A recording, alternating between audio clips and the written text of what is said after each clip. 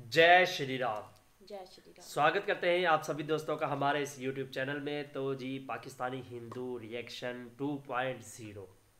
तो जी कैसे हैं आप सभी लोग? उम्मीद करते हैं आप सभी लोग ठीक होंगे जी। भाई काफ़ी दिनों से जो वीडियो नहीं बन रही थी क्योंकि हमें तो बुखार था। तो आज थोड़ी सी हिम्मत हुई कि यार काम जो है शुरू करें, वीडियो बनाएं। तो आज जो हम वीडियो लाए हैं वो बहुत ही इंटरेस्टिंग होने वाली है। एक मतलब कि पुरानी रियल स्टोरी पे है। जी। और ये हम सब की आज़ादी की मतलब कि हम आज़ाद कैसे हुए, जी। उस पे ये वीडियो है। और जो हमारे उस वक्त के मतलब कि बहादुर जिनकी वजह से आज हम आज़ाद हुए, जी। जी। जिन्होंने अपनी कुर्बानियाँ दी और आज हम आज़ाद हुए, उन्हीं पर ये वीडियो है। तो वीडियो का टाइटल आप सभी के साथ शेयर कर देते हैं। हिंदी में लिखा हुआ है क्या? ऐसे होता था काला पानी जेल में। अत्याचार। जी। तो भाई एनिमेशन ये मतलब कि समझाया गया है। तो पहले हम वीडियो देख लेते हैं, उसके बाद फिर बात करते हैं। तो बहुत ही इमोशनल है। तो बने रहे हमारे साथ इस वीडियो के एंड तक। लेट्स गो जी। और बिना कुछ पूछे सीधा आपको घसीटकर सेल्स के अंदर पटक दिया जाएगा। अब यहाँ काले पानी जेल में ये तेल निकालने का काम बैल नहीं बल्कि इंसान ही करते थे। कई बार तो ऐसा भी होता था कि कैदी लूज मोशंस के चक्कर में बेहाल था, लेकिन उसे उसी हालत में कोलू चलाते रहना पड़ता था। वहाँ इंसान को इंसान नहीं, जानवर भी नहीं, उससे भी नीच समझा जाता था। ऐसे केस में पहले तो उससे ही अपनी गंदगी साफ करवाई जाती थी, फिर उस कैदी को उठा के एक टॉर्चर डिवाइस में डाल दिया जाता था। 3-4 दिनों तक वहाँ बंद रखते थे और ये सब होता था सबके सामने। उन्होंने भी वही सब झेला जो बाकी पॉलिटिकल प्रिजनर्स झेल रहे थे, भूख, मार, दर्द और आइसोलेशन। लेकिन एक दिन उनकी हिम्मत टूट गई और उन्होंने अपने सेल में ही आत्महत्या कर ली। लग रहा था कि अब ये नरक का दरवाजा हमेशा हमेशा के लिए बंद हो गया है, लेकिन फिर आया साल 1942। काला पानी जेल दुनिया की सबसे खतरनाक जेलों में से एक काला पानी जेल के अंदर दिन भर में कैदियों पर जो अत्याचार होते थे वो देख के आप सोच में पड़ जाओगे। अपने देश के फ्रीडम फाइटर्स को देश से अलग करने के लिए ही अंग्रेजों ने ये जेल जानबूझ के इंडिया से 1255 किलोमीटर दूर अंडमान एंड निकोबार आइलैंड्स में बनवाई थी। आज की इस 3D एनिमेटेड वीडियो में हम काला पानी जेल के स्ट्रक्चर को समझेंगे, कैदियों की डेली लाइफ पर नजर डालेंगे और अच्छे से समझेंगे कि वीर सावरकर के साथ बाकी फ्रीडम फाइटर्स के ऊपर भी पूरे दिन भर में इस जेल में क्या क्या अत्याचार अंग्रेजों के द्वारा किए जाते थे। लेकिन हर बार की तरह शुरू से शुरू करते हैं। देखो, ये है इंडिया, ये है बे ऑफ बंगाल और यहाँ पे सिचुएटेड है अंडमान एंड निकोबार आइलैंड्स। ये पूरा आइलैंड ग्रुप 2 मेन पार्ट्स में डिवाइडेड है, अंडमान आइलैंड्स और निकोबार आइलैंड्स। और अंडमान आइलैंड्स भी छोटे छोटे पार्ट से बना है, जैसे north Andaman, middle Andaman, south Andaman और लिटिल अंडमान। इन्हीं में से साउथ अंडमान वाले हिस्से में लोकेटेड है पोर्ट ब्लेयर, जो पूरे अंडमान एंड निकोबार आइलैंड्स की कैपिटल है। और इसी पोर्ट ब्लेयर के अंदर बसी है ये काला पानी जेल। लेकिन सवाल ये है कि आखिर इस जेल का नाम काला पानी पड़ा ही क्यों? देखो, हिंदू धर्म में एक पुराना बिलीफ था, अगर कोई समुद्र पार कर ले तो वो अशुद्ध माना जाता था और ऐसे बंदे को समाज से बाहर कर दिया जाता था। प्योरिटी का एक एंशिएंट बिलीफ ये भी था कि गंगा नदी के पास रहने वाले लोग ज्यादा पवित्र होते हैं और जैसे जैसे आप गंगा से दूर होते जाते हो वैसे वैसे आप अशुद्ध होते जाते हैं। 500 BCE के आसपास लिखी गई ये किताब बौधायना धर्म सूत्र में भी अलग अलग रीजंस मेंशन है जिनसे कोई भी बंदा इंप्योर हो सकता है। उनमें से एक है सी ट्रेवल। इनफैक्ट लोग इस बात से इतना डरे हुए थे कि समुद्र पार करने के लिए कुछ लोग तो अपना धर्म तक बदल देते थे, हिंदू से मुस्लिम बन जाते थे। और ये सिर्फ पुराने जमाने की बात नहीं है, आज भी आंध्र प्रदेश के तिरुपति टेम्पल में ये रूल फॉलो होता है। अगर कोई पंडित समुद्र के रास्ते ट्रेवल कर ले तो उसे मंदिर के गर्भगृह यानी कि भगवान की मूर्ति जहाँ रखी होती है उधर घुसने तक की परमिशन नहीं मिलती। इवन आप इस बात पे बिलीव नहीं करोगे कि जब गांधी जी अपनी पढ़ाई करने के लिए इंग्लैंड जाने वाले थे तो उनके अपने गांव वालों ने भी उनको समाज से बाहर कर दिया था। रीजन तो आप समझ ही चुके हो, सी ट्रेवल। अब इंडिया में समुद्र के रास्ते ट्रेवल करना तो पहले से ही एक बड़ा टैबू था। ब्रिटिशर्स ने इस बात का पूरा फायदा उठाया। 1857 की क्रांति के बाद जब पूरे देश में अंग्रेजों के खिलाफ बगावत फैल गई तो उन्हें समझ आया सिर्फ गोली मार देना काफी नहीं है, उन्हें उन लोगों को तोड़ना होगा जो आजादी के लिए लड़ रहे हैं। उनका हौसला, उनकी अंग्रेजों ने इस सी ट्रेवल को अपना बेस्ट मूव बनाया। ब्रिटिशर्स ने सोचा जब सिर्फ समुद्र पार करने से ही किसी का धर्म, समाज और पहचान छिन जाती है तो क्यों ना एक ऐसी जगह बनाएं जहां सिर्फ पनिशमेंट ही नहीं बल्कि इंसान की पूरी सोशल लाइफ ही खत्म हो जाए, यानी उसकी सोशल डेथ हो जाए। और इसी सोच के साथ उन्होंने इस बे ऑफ बंगाल के बीचों बीच इंडिया से हजारों किलोमीटर दूर ये काला पानी जेल बनवा दी। साल 1986 में इस जेल का कंस्ट्रक्शन शुरू हुआ। अब जेल जेल बनाने के लिए अंग्रेज खुद तो काम करने से रहे, इसलिए उन्होंने इंडिया की अलग अलग जेलों से कैदियों को अंडमान भेजना शुरू किया और उन्हीं से ही ये जेल बनवाई। जेल बनने में तो टाइम लगता, तो पहले जेलर और ऑफिसर्स के रहने के लिए क्वार्टर्स बनाए गए। पूरी जेल बनने में 10 साल लगे और लगभग 5,17,000 रुपए का खर्चा आया। जो बिल्डिंग का सामान था वो बर्मा यानी कि म्यांमार से मंगवाया गया था। इस जेल को बनाने में 20,000 क्यूबिक फीट लोकल पत्थर और 30 लाख ईंटें यूज हुई और ये ईंटें भी कैदियों से ही बनवाई गई थी। इस जेल की सबसे यूनिक और डेंजरस चीज थी इसकी डिजाइन। इस डिजाइन का आइडिया आया एक मिथोलॉजिकल ग्रीक कैरेक्टर आर्गस पेनोप्टस से। ये एक ऐसा जाइंट था जिसके पूरे शरीर पर आंखें ही आंखें थी। ये हर डायरेक्शन में देख सकता था। इसी कॉन्सेप्ट से इंस्पायर्ड होकर 18th सेंचुरी में जेरेमी बेंथम नाम के एक आदमी ने एक जेल का डिजाइन सोचा जिसका नाम था पेनोप्टिकॉन। अब पेनोप्टिकॉन का सिंपल लॉजिक ये था कि सेंटर में एक वॉच टावर होगा और उसके चारों तरफ गोल गोल सर्किल में कैदियों के सेल्स। जो गार्ड इस बीच वाले टावर में होगा वो हर कैदी को देख सकता है, लेकिन कैदी गार्ड को नहीं देख सकता। इसका रिजल्ट कैदी को हमेशा लगेगा कि उसको कोई देख रहा है, चाहे देख भी रहा हो या नहीं। ये डर ही उसका कंट्रोल बन जाता है। जेल का डिजाइन कुछ ऐसा था जैसे एक बाइसिकल का व्हील या एक स्टार, बीच में गार्ड और उसके चारों तरफ सेल्स। शॉर्ट में अगर इस डिजाइन का प्रिंसिपल बताऊं तो अल्टीमेट टारगेट ये था कि मिनिमम गार्ड्स हों और मैक्सिमम प्रिजनर्स हों। चलो अब इस ड्रोन शॉट की मदद से इस पूरे कालापानी जेल के मैप को समझो। सबसे पहले ये जो बिल्डिंग आपको सेंटर में दिख रही है ये है वॉच टावर। यहाँ गार्ड्स रहते हैं और सारे कैदियों पर नजर रखते हैं। इस टावर के चारों तरफ गोल सर्किल में 7 अलग अलग विंग्स बने हुए हैं। इन्हीं विंग्स में सेल्स होते हैं जहाँ कैदियों को रखा जाता है। अगर आप ध्यान से देखोगे तो एक विंग के आगे का हिस्सा दूसरे विंग के पीछे वाले साइड के सामने है। मतलब कैदियों का एक दूसरे को देख पाना या एक दूसरे से बात कर पाना लगभग इम्पॉसिबल है। अब जरा थोड़ा पीछे आओ। ये जो बिल्डिंग आपको दिख रही है ये है हॉस्पिटल जहाँ बीमार कैदियों का इलाज होता था। हॉस्पिटल के पास ही है ऑफिस ब्लॉक जहाँ ब्रिटिशर जेलर बैठता था। और अब इधर और राइट साइड में देखो ये है फांसी घर जहाँ एक साथ 3 लोगों को फांसी दी जा सकती थी। इसी के पास है किचन, हिंदू और मुस्लिम प्रिजनर्स के लिए अलग अलग। और अगर आप नोटिस करो तो जेल की जो मेन बाउंड्री है वो अंग्रेजों ने बहुत ज्यादा ऊंची नहीं बनवाई थी। क्यों नहीं बनवाई थी इसका रीजन मैं आपको थोड़ी देर में आगे बताऊंगा। अब मैं आपको जेल के अंदर लेके चलता हूँ। ध्यान से देखो तो सेल्स के सामने एक 4 फुट चौड़ा वरंडा है जिसमें एक के बाद एक सेल्स बनाए गए हैं। हर सेल का साइज है 13.5 फुट बाय 7 फुट। इसमें वेंटिलेशन के लिए एक खिड़की है जो कि 3 मीटर यानी लगभग 10 फुट की हाइट पे है। इतने छोटे छोटे सेल्स में अकेला रखने का ही पर्पस है कैदी को मेंटली तोड़ना। कालापानी जेल को सेल्यूलर जेल भी बोला जाता है। सेल्यूलर इसलिए कहा जाता है क्योंकि इसका पूरा स्ट्रक्चर इंडिविजुअल सेल्स पर बेस्ड था। हर कैदी के लिए एक अलग सॉलिटरी कन्फाइनमेंट सेल। इस जेल में कोई डॉर्मेटरी या कॉमन बैरक नहीं था जहां प्रिजनर्स एक दूसरे से बात कर सकें, बल्कि ये जेल आइसोलेशन बेस्ड पनिशमेंट के लिए ही डिजाइन की गई थी। इवन अंग्रेजों ने तो इस जेल का नाम सेल्यूलर जेल ही रखा था, लेकिन इंडियंस ने इसको कालापानी नाम दिया। इसके अलावा हर एक सेल पर लगा है ये आयरन ग्रिल गेट। इस गेट में एक स्पेशल लॉक सिस्टम लगा हुआ है। यहाँ ताले की जरूरत ही नहीं है। कैदी कुछ भी कर ले पर उसको खोल के भाग नहीं सकता। मोरोवर इस तरह के टोटल 698 सेल्स थे यहाँ पे। इस जेल की खतरनाक डिजाइन का एक बहुत ही फेमस किस्सा ये भी बताया जाता है कि सरप्राइजिंगली वीर सावरकर और उनके भाई गणेश सावरकर दोनों इसी कालापानी जेल में सेम टाइम पे कैद थे, लेकिन इस जेल की डिजाइन की वजह से वो लोग आपस में 9 महीने तक मिल ही नहीं पाए। एनीवेज इस टॉपिक के रिसर्च के दौरान जब मैंने पर्सनली कालापानी जेल के कैदियों का डेली रूटीन पढ़ा तो वहां होने वाले टॉर्चर को पढ़ के एक पल के लिए लगा कि अगर कोई आम इंसान वहां होता तो एक दिन भी नहीं जी पाता। हमारे फ्रीडम फाइटर्स जो इतने सालों तक उस नर्क में रहे उन्हें सैल्यूट है, लेकिन अब सवाल उठता है कि वो नर्क आखिर दिखता कैसा था। उस जेल में एक आम दिन का मतलब क्या होता था, चलो आपको बताता हूँ। इस वीडियो में किए गए 3D एनिमेशन की मदद से मेरी ये कोशिश है कि आपको इस दिन का ऐसा फील हो जैसे आप खुद कालापानी जेल में। बिल्कुल, हमें खुद फील करना है।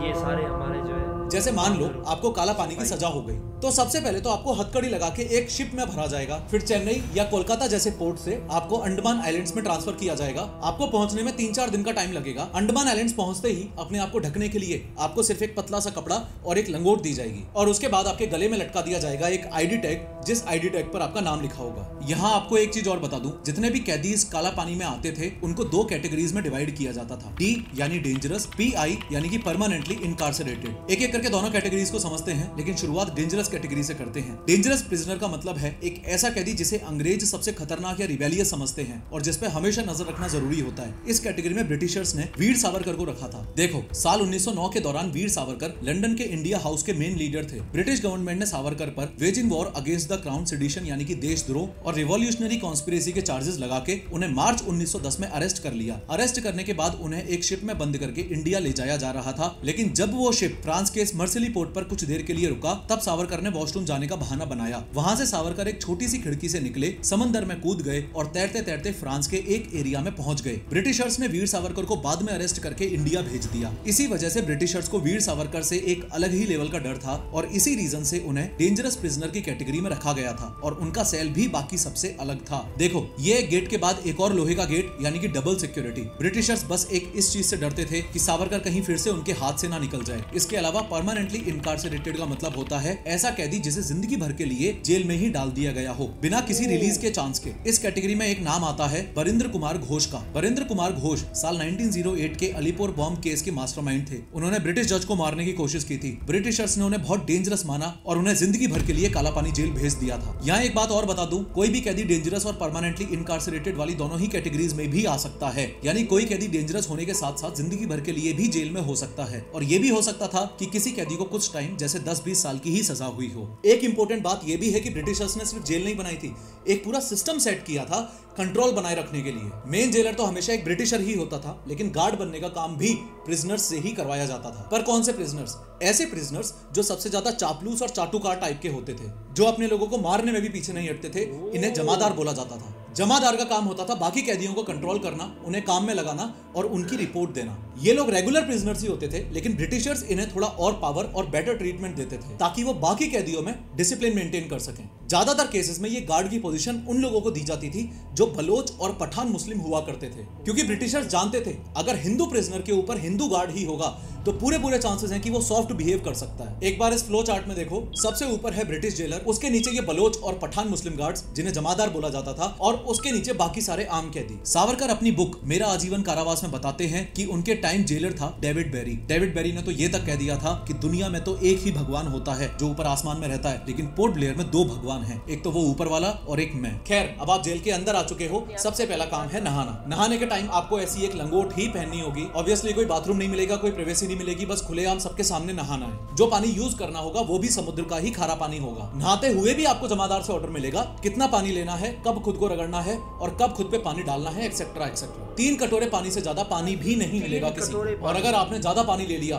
तो उसकी कीमत खतरनाक मार से चुकानी होगी। अब जेल में एंट्री के बाद आपको इनमें से एक तरह की हथकड़ी पहनाई जाएगी, चेन फेटर्स, बार फेटर्स या क्रॉस बार फेटर्स, और बिना कुछ पूछे सीधा आपको घसीटकर सेल्स के अंदर पटक दिया जाएगा। लेकिन ये तो सिर्फ शुरुआत है, असली खेल तो कल शुरू होगा जब आपको मिलेगा काम। सुबह 6 बजे आपको बाहर लेके आया जाएगा और अलग अलग तरह के कामों में लगा दिया जाएगा। काला पानी जेल में रोज गाड़ी भर के हजारों नारियल आते थे और कैदियों को 4 अलग अलग ग्रुप्स में डिवाइड किया जाता था। पहले ग्रुप का काम है नारियल छीलना। अब आपको लगेगा अरे नारियल छीलने में तो क्या ही है, ये तो मैं 1 सेकंड में कर दूं, पर आपको बता दूं ये नारियल आपको हाथ से छीलने होंगे। वीर सावरकर ने अपनी बुक मेरा आजीवन कारावास में बताया है कि कैसे नारियल छीलते वक्त उनके हाथों से खून बहता रहता था। दूसरे ग्रुप का काम होता था नारियल फोड़ना। ये नारियल आपको एक झटके में ही फोड़ना होगा और नेक्स्ट ग्रुप को देना होगा। तीसरे ग्रुप का काम है जो नारियल फूटा है उसका पानी कलेक्ट करना और उसको बाल्टी में भर के ले जाना। फाइनली चौथे ग्रुप का काम है टूटे हुए नारियल को खुरपे से काटकर अलग करना, यानी कि कोकोनट को शेल से अलग करना। यहाँ गार्ड्स को जब मर्जी आती थी किसी भी छोटी सी बात पर कैदियों को पीट देते थे। कभी बोलते थे कि तुमने नारियल चुराया है, तो कभी बिना किसी वजह के भी डंडे बरसा देते थे। वीर सावरकर ने अपनी किताब में एक इंसिडेंट बताया है कैसे सिर्फ कहा सुनी होने पर पठान जेलर हिंदू कैदियों पर रिलीजन के नाम पर गुस्सा निकालते थे। साला काफिर है ऐसे बोलकर मारते थे। इसके अलावा नारियल छीलने के बाद बचे हुए छिलके का भी यूज किया जाता था। उन छिलकों को पहले सुखाया जाता, फिर उनमें से कूट कूट के फाइबर्स निकाले जाते और फिर उन फाइबर्स को साफ करना पड़ता था। इतना सब होने के बाद भी अगर किसी ने बस एक कैदी से बात भी कर ली तो उनका बुरा हाल कर दिया जाता था। ये तो एक काम था। अब दूसरा इससे भी खतरनाक काम है तेल निकालना। आपने गाँव में देखा होगा एक बैल एक बड़ी सी चक्की घुमाता है और उसमें से नारियल या सरसों का तेल निकलता रहता है, जिस पर कोलू का बैल नाम से कहावत भी कही जाती है। अब यहाँ काले पानी जेल में ये तेल निकालने का काम बैल नहीं बल्कि इंसान ही करते थे। कैदी को उस कोलू मशीन से जोड़ दिया जाता था और पूरे दिन उसे घुमाते रहना पड़ता था। लोहे की एक भारी चक्की टाइप का कोलू होता था जिसे हाथों से घुमाना पड़ता था। अगर आप कमजोर हो या थोड़ा भी रुक गए तो जमादार आपके ऊपर चीखेगा कि अरे बैठो मत, शाम तक तेल पूरा करना है, नहीं तो पिटोगे और सजा होगी वो अलग। अगर थक जाओगे तो भी रुकने का कोई ऑप्शन नहीं है, क्योंकि उस दिन का तेल निकालने का कोटा तो पूरा करना ही पड़ेगा। वीर सावरकर ने अपनी बुक में बताया है कि कई कैदियों को तो खुद उन्होंने अपनी आंखों से देखा जो वहीं कोल्हू चलाते चलाते बेहोश हो जाया करते थे। किसी के हाथ छिल जाते, किसी के पैरों से खून निकलता, लेकिन अगर कोटा पूरा नहीं होता था तो खाना तक भी नहीं मिलता था। अब ये मैं बार बार किस कोटा की बात कर रहा हूँ तो आपको बता दूं, इस तरह कोल्हू से आपको रोज 30 पाउंड यानी कि 14 लीटर के आसपास तेल निकालना कंपलसरी था। वैसे तो काला पानी में एक रूल बुक भी थी जिसमें लिखा था कि कैदी सुबह 6 से 10 काम करेगा, 10 से 12 लंच करेगा और फिर दोपहर 12 से शाम 5 बजे तक फिर से काम करेगा। लेकिन कोल्हू का काम किसी रूल को नहीं मानता था। यहाँ ना कोई लंच होता था ना कोई छुट्टी। खाना कब आएगा पता नहीं, अगर आया भी तो गेट 1 सेकंड के लिए खुलेगा और तुरंत बंद भी कर दिया जाएगा। ना पानी मिलता था, ना बैठने का टाइम, ना खाने की फुर्सत। कई कैदी तो एक हाथ से रोटी का टुकड़ा तोड़ते थे और दूसरे हाथ से कोल्हू घुमाते रहते थे। इसका सीधा मतलब ये है कि आपको सुबह 6 बजे से लेकर शाम को 5 बजे तक लगभग 11 घंटे तक बिना रुके कोल्हू चलाते रहना है। सिर्फ 2 कटोरे पानी में, ना कोई वॉशरूम ब्रेक, ना कोई बैठने की छूट। और अगर आपका 30 पाउंड तेल निकालने का कोटा शाम तक पूरा नहीं हुआ तो आपको रात भर वही काम करते रहना पड़ेगा जब तक कोटा पूरा ना हो जाए। थक जाओ, गिर जाओ, कोई फर्क नहीं पड़ता। यहाँ सिर्फ कोटा मैटर करता है। बुखार, सिर दर्द, उल्टी या लूज मोशंस, ये सब यहाँ किसी को बीमारियां नहीं लगती थी। ये बस काम चोरी करने के बहाने माने जाते थे। अगर आप बीमार हो तो भी आपको हॉस्पिटल नहीं, सीधा कोल्हू के पास ही ले जाया जाएगा। और अगर आपने बीमार होते हुए भी काम नहीं किया तो पिटाई अलग से होगी। कई बार तो ऐसा भी होता था कि कैदी लूज मोशंस के चक्कर में बेहाल था, लेकिन उसे उसी हालत में कोल्हू चलाते रहना पड़ता था। वहाँ इंसान को इंसान नहीं, जानवर भी नहीं, उससे भी नीच समझा जाता था। ऐसा एक केस वीर सावरकर की सेम बुक मेरा आजीवन कारावास में मेंशन्ड है। एक बार एक कैदी को माइग्रेन हो रहा था। माइग्रेन को पुराने टाइम में आधी सीसी का रोग कहते थे। कोल्हू में तेल निकालते निकालते वो एक बार अपना सिर दीवार में मारता, एक बार कोल्हू चलाता, फिर से सिर दीवार में मारता और फिर से कोल्हू चलाता। कुछ टाइम बाद एक हिंदू डॉक्टर ने हिम्मत दिखाते हुए कहा, मैं इसे ऑब्जर्वेशन के लिए हॉस्पिटल ले जाता हूँ। लेकिन जैसे ही अंग्रेज ऑफिसर को ये बात पता चली, उसने गुस्से में चिल्ला के बोला, मुझसे बिना पूछे कैसे लेके जा रहे हो, वापस इसे कोठरी में डालो और काम पे लगा दो साले को। इंदु भूषण रॉय सिर्फ 17 साल के एक टीनेजर ही थे। जब उन्हें आजादी की लड़ाई में शामिल होने की वजह से काला पानी जेल में भेज दिया गया, उन्होंने भी वही सब झेला जो बाकी पॉलिटिकल प्रिजनर्स झेल रहे थे, भूख, मार, दर्द और आइसोलेशन। लेकिन एक दिन उनकी हिम्मत टूट गई और उन्होंने अपने सेल में ही आत्महत्या कर ली। ऑन टॉप ऑफ एवरीथिंग, यहाँ वॉशरूम जाना भी एक सजा जैसा था। आप अपनी मर्जी से कभी भी कहीं भी नहीं जा सकते थे। सिर्फ 3 ही फिक्स्ड टाइम थे, सुबह, दोपहर और शाम। अगर उसके अलावा आपको जरूरत पड़ गई तो समझ लो डंडे जरूर पड़ेंगे। शाम 6 बजे के बाद आपकी कोठरी बंद हो जाएगी और वो अगले दिन सुबह 6 बजे ही खुलेगी, यानी 12 घंटे तक नो वॉशरूम। रूल ये था कि इस दौरान किसी को टॉयलेट की जरूरत नहीं पड़नी चाहिए। आप चीखो, चिल्लाओ, लेकिन आपको बाहर निकालने के लिए कोई नहीं आएगा। पर अब शरीर थोड़ी ना ऐसे रूल्स को फॉलो करता है, तो इसके लिए सेल में आपको ये जो छोटा सा मटका दिख रहा है ना, इसे यूज में लिया जा सकता था। ये मटका भी इतना छोटा होता था कि कोई सेंस ही नहीं बनता था, तो कई बार कैदी दीवारों पे या जमीन पे ही कर देते थे। ऐसे केस में पहले तो उससे ही अपनी गंदगी साफ करवाई जाती थी, फिर उस कैदी को उठा के एक टॉर्चर डिवाइस में डाल दिया जाता था। 3-4 दिनों तक वहां बंद रखते थे और ये सब होता था सबके सामने, ताकि बाकी सभी कैदियों के अंदर डर बना रहे। अब जब इस तरह के टॉर्चर डिवाइसेस में खड़े हो तो भी वॉशरूम यूज करना अलाउड नहीं था। जैसे खड़े हो वैसे ही खड़े रह के एक्सक्रीशन करना पड़ता था। बात तो ये भी सच है कि कई बार तो मिट्टी के तेल या केरोसिन ऑयल में बना हुआ दलिया कैदियों को दे दिया जाता था। कहने को तो हफ्ते में 2 बार दही भी दिया जाता था, लेकिन वो भी कैदियों को कंट्रोल करने वाले जमादार ही ले लेते थे। सब्जियां जेल के बाहर के जंगलों से काट के लाई जाती थी, उसमें सांप, कन खजूरा और लीच भी आ जाते थे। इन्हीं सांप और कन खजूरों के साथ सब्जियां बना दी जाती थी और कैदियों को खाने के लिए दे दी जाती थी। उससे खराब बात यह है कि आपको वो खाना भी पड़ेगा बिना कुछ बोले। इसी खराब खाने के लिए एक बार वीर सावरकर ने प्रोटेस्ट भी किया था। तब डेविड बेरी यानी कि वहां के जेलर ने यह कह दिया था कि इस खाने को खा के आज तक तो कोई मरा नहीं, तो तुम्हें भी कुछ नहीं होगा, चुपचाप खा लो। बात इतनी सी थी कि अगर नहीं खाया तो बुरी तरह पिटोगे। इवन चाहे सर्दी हो, गर्मी हो या बरसात हो, कैदियों को तो जमीन पे खुले में बैठ के ही खाना पड़ता था। गलती से अगर कोई पेड़ के नीचे चला गया तो ऐसी मार पड़ती थी कि इंसान की रूह तक कांप जाती थी। इसी सीक्वेंस में साल 1933 में काला पानी जेल के कैदियों ने एक हिम्मत का काम किया। उन्होंने जेल के गंदे और घटिया खाने के खिलाफ एक हंगर स्ट्राइक चालू कर दी और ये स्ट्राइक सिर्फ 1-2 दिन नहीं, पूरे 45 दिनों तक चली। एक भी कैदी ने हिम्मत नहीं तोड़ी, किसी ने भी खाना नहीं खाया। तब ब्रिटिशर्स ने एक नया तरीका निकाला, फोर्स फीडिंग का। कैदी को एक बेड पर लिटाया जाता, उसका सिर थोड़ा सा ऊपर कर लिया जाता, जमादार उसके हाथ पैर पकड़ लेते ताकि वो हिल भी ना सके। फिर आता था एक डॉक्टर जो एक पतली सी रबर ट्यूब उसके नाक के थ्रू उसके गले में घुसा देता था और उस ट्यूब के जरिए अंडे, दूध और चीनी का एक लिक्विड जबरदस्ती उसके गले में डाल दिया जाता था। लेकिन कई बार वो ट्यूब फुड पाइप की जगह विंड पाइप में चली जाती थी और जो दूध है वो लंग्स में चला जाता था। महावीर सिंह, मोहन किशोर नामदास, मोहित मोहित्रा जैसे वीर स्वतंत्रता सेनानी इस फोर्स फीडिंग की वजह से ही शहीद हो गए थे। और हाँ, अगर किसी भी कैदी की मौत हो जाती थी तो उसे एक बैग में पैक करके समंदर में फेंक दिया जाता था। याद है मैंने आपको बताया था कि काला पानी जेल की आउटर वॉल्स बहुत ज्यादा ऊंची नहीं थी। उसका रीजन भी उतना ही स्केरी मेरी है, क्योंकि ब्रिटिशर्स को पता था अगर कोई कैदी भाग भी गया तो भाग के जाएगा कहां। एक बार ड्रोन शॉट में ध्यान से देखो, जेल के एक साइड में है समंदर और दूसरी साइड है घना जंगल, और उस जंगल में रहते हैं जरावा ट्राइब के लोग जो आउटसाइडर्स को बर्दाश्त नहीं करते। इस ट्राइब के लोग आउटसाइडर्स को तुरंत मार देते थे, तो अगर कोई बंदा समुद्र में नहीं डूबा तो जंगल में जाके मार दिया जाएगा। यानी भागने का मतलब एक सिंपल सा शब्द है, मौत। कैदियों को पूरे एक साल में सिर्फ एक बार अपने घर लेटर भेजने की इजाजत मिलती थी। वो लेटर भी लिफाफे में नहीं होता था, खुला ही होता था। हर ऑफिसर उसे पढ़ता था और अगर ऑफिसर को सही लगा तभी वो लेटर भेजने दिया जाता था। लिखते वक्त आप जेल का कोई जिक्र नहीं कर सकते थे, और ये छूट सिर्फ उन्हीं को मिलती थी जिन्हें पूरे साल भर में एक भी पनिशमेंट ना मिली हो। और सबसे अजीब बात, लेटर का साइज सिर्फ एक अंगूठे के बराबर हो सकता था। एक फ्रीडम फाइटर होतीलाल वर्मा ने जेल के अंदर से एक लेटर लिखा, चुपके से, जैसे तैसे करके उसे जेल से बाहर पहुंचा दिया। वो लेटर सुरेंद्रनाथ बनर्जी तक गया जो उस वक्त के एक बड़े नेशनलिस्ट लीडर थे। उन्होंने उस लेटर को अपने न्यूज़पेपर द बंगाली में छापा और फिर क्या, ब्रिटिश काउंसिल में हंगामा मच गया। जेल के अंदर जो हो रहा था वो पहली बार दुनिया के सामने आया, लेकिन बदकिस्मती से कैदियों के ऊपर हो रहे अत्याचार के मामले में जेल के अंदर कोई खास सुधार नहीं हुआ। अब अगर सजा की बात करूं तो ये बोरे से बनी हुई एक ड्रेस थी जो पनिशमेंट के टाइम पहननी होती थी। एंड टॉर्चर का जो सामान था जैसे chains, shackles, iron grills, flogging stands और तेल निकालने वाले कोलू, वो सब सीधा इंग्लैंड से इंपोर्ट किया गया था। साल 1937 में महात्मा गांधी और रविंद्रनाथ टैगोर के एफर्ट्स के बाद काला पानी जेल के ज्यादातर कैदियों को रिहा कर दिया गया। लग रहा था कि अब ये नरक का दरवाजा हमेशा हमेशा के लिए बंद हो गया है,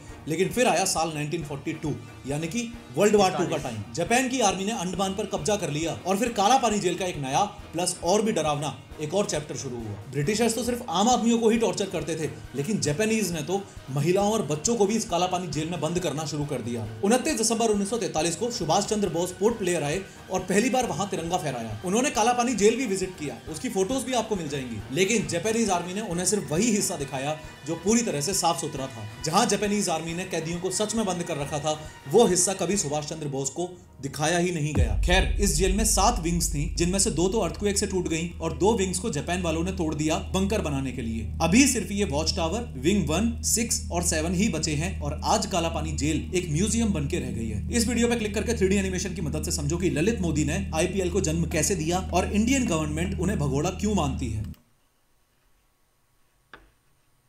हिंदुओं का ठोस मानना है कि तो जी ये थी आज की हमारी वीडियो। यार बहुत ही इमोशनल थी, नहीं? बहुत ज्यादा यार इतना अच्छा, ऐसे इंसान कैसे हो सकता है, इतना जुल्म दूसरों पे करते हैं जो ये लोग। अंग्रेज ऐसे ही थे, ब्रिटिश।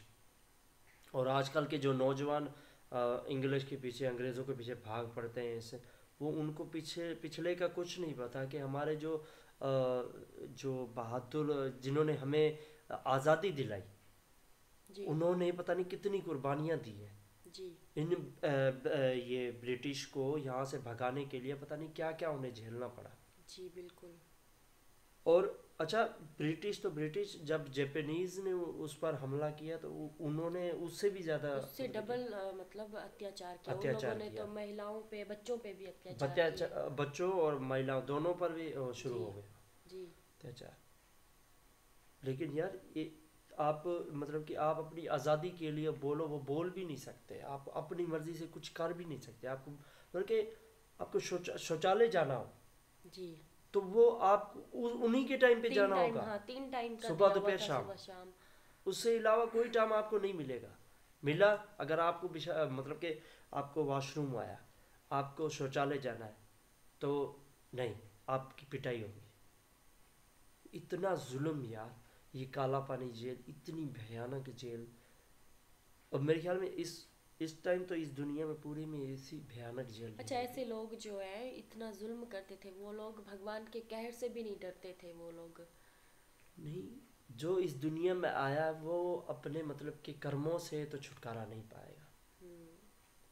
अब हम देखते हैं कि वो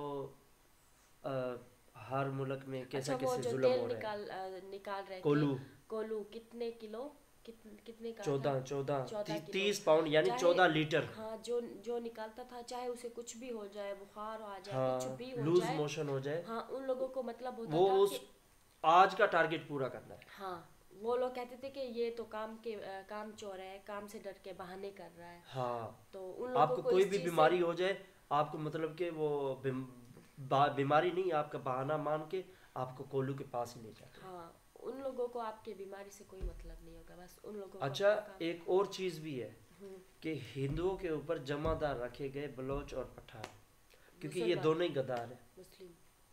ये दोनों ही गद्दार है। मुस्लिम में फिर भी थोड़े बहुत आ जाते हैं कोई, लेकिन ये बलोच और पठान ये दोनों गद्दार कौम है। ये खुद बिल्कुल। के अपने रिश्तेदार को भी नहीं बचकते, हाँ मारने में टाइम नहीं लगाते। हाँ, बहुत जुल्मी होते हैं।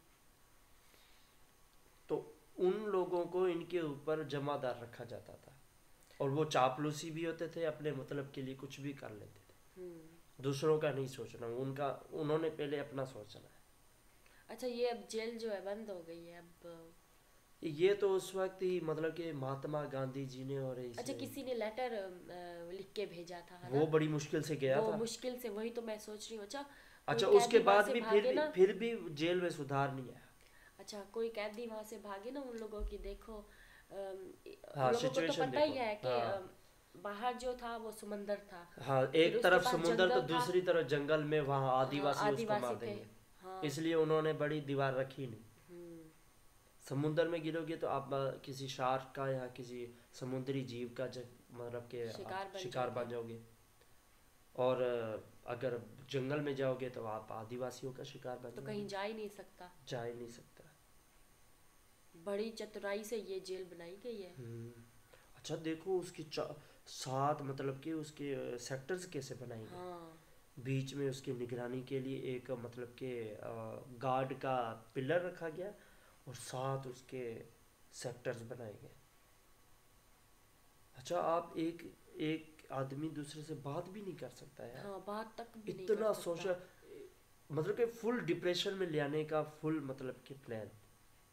आप अपना मतलब कि अपने जीवन से तंग आकर आप आत्महत्या कर लोगे, और कईयों ने की भी। बिल्कुल।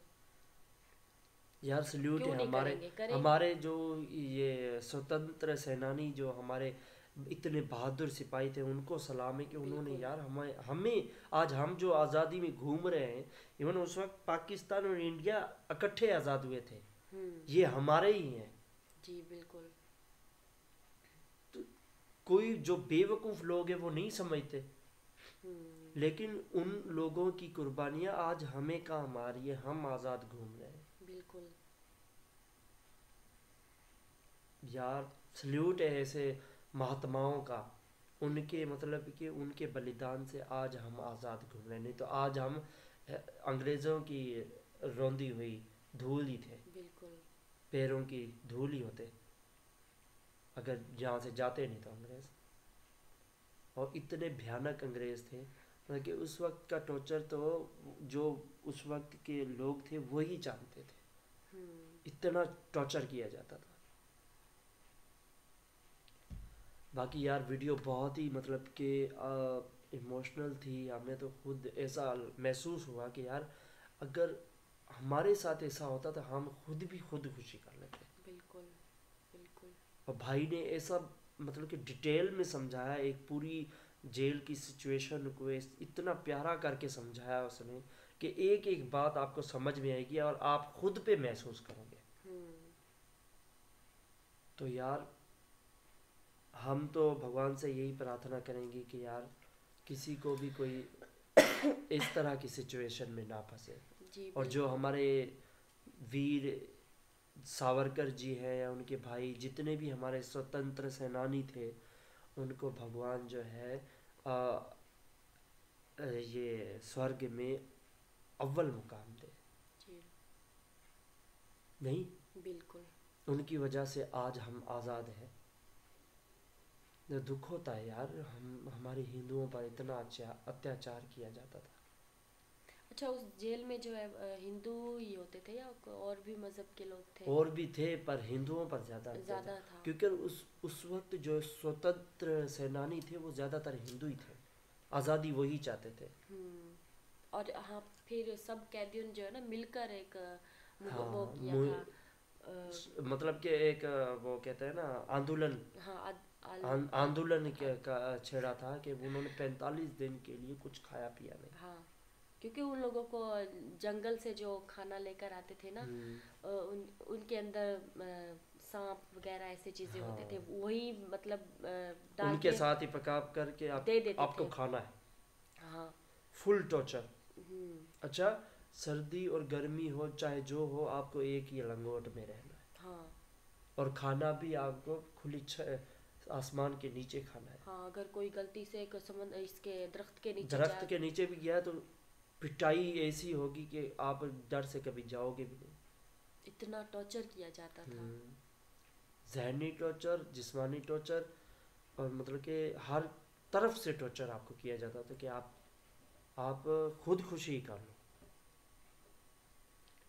तो यार वीडियो बहुत ही अच्छी थी, और दुख भी होता है कि हमारे ऐसे वीरों के ऊपर इतना अत्याचार किया गया। और इसी के साथ भाई वीडियो यहीं तक थी। अगर आपको वीडियो पसंद आए तो वीडियो को लाइक कीजिए, शेयर कीजिए और कमेंट करना ना भूलिएगा। इसी के साथ मिलते हैं नेक्स्ट वीडियो में, तक के लिए जय श्री राम।